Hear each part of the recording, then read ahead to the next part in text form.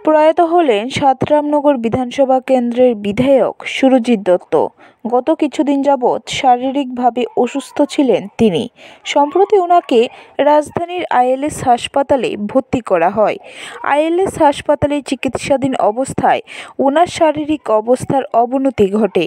তারপর বুধবার এয়ার অ্যাম্বুলেন্সে করে ওনাকে উন্নত চিকিৎসার জন্য নিয়ে যাওয়া হয় কলকাতায়, কিন্তু শেষ রক্ষা হয়নি।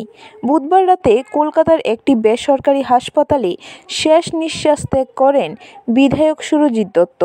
ওনার মৃত্যু সংবাদ রাজ্যে পৌঁছানোর সাথে সাথে ওনার অনুগামীরা ওনার নিজ বাড়িতে ভিড় জমাতে শুরু করেন। রাতে প্রয়াত সুরজিৎ দত্তের বাড়িতে ছুটে যান প্রদেশ বিজেপির সাধারণ সম্পাদিকা পাপিয়া দত্ত, আগরতলা পৌর নিগমের মেয়র দীপক মজুমদার সহ অন্যান্যরা।